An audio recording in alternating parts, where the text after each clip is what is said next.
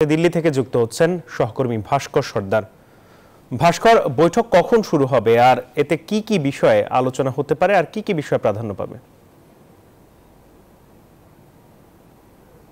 ধন্যবাদ মাসুদ।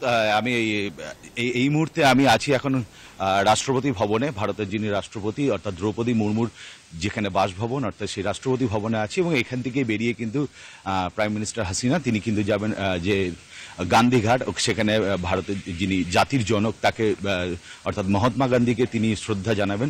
সেইখান থেকেই বের হয়ে কিন্তু হায়দ্রাবাদ হাউস যাবেন। সেটা যেটুকু আমরা জানতে পারছি যে 11:30 থেকে সেই বৈঠক শুরু হতে চলেছে এবং বৈঠকেই কিন্তু যেই কাঙ্ক্ষিত আমরা নজর রেখেছি যে কি কি চুক্তি হতে চলেছে সেই দিকে আমাদের নজর থাকবে।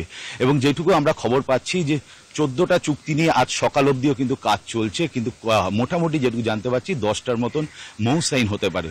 এবং সেটুকু বলে রাখি তোমাকে, যেটা তুমি জিজ্ঞেস করছিলে যে মৌ সাইন কি কি হতে পারে, সেটা যেহেতু এখনো পর্যন্ত আমাদের কাছে যে তথ্য এসছে সেটা 10 থেকে 12টার মতন। এবং সেই মূল ভিত্তি হচ্ছে যেটার উপর জোর দেওয়া হচ্ছে সেটা কিন্তু যোগাযোগের উপর, অর্থাৎ কানেক্টিভিটি, দুই দেশের মধ্যে কানেক্টিভিটি, সেটা যোগাযোগের ব্যবস্থার উপরে জোর দেওয়া হচ্ছে। এবং সেইখানে কিন্তু বিশেষ করে জোর দেওয়া হচ্ছে রেলওয়ের উপর।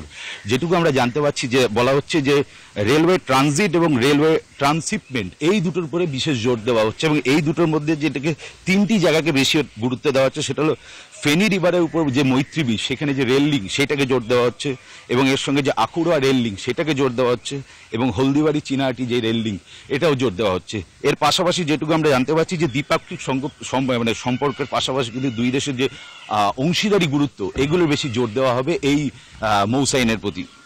অবশ্যই নদী যে পানি বন্টন চুক্তি সেটা তো থাকছেই, সেখানে যেমনি আমরা তিস্তার খবর পাচ্ছি এবং এর পাশাপাশি যেমনটা জানো যে 2026-এ কিন্তু গঙ্গার যে পানি বন্টন চুক্তি রিনিউ হতে পারে সেইগুলো জানতে পারছি। এবং এর পাশাপাশি তিস্তা অঞ্চলে যেই ভারতীয় বিনিয়োগের একটি খবর আমরা পাচ্ছি।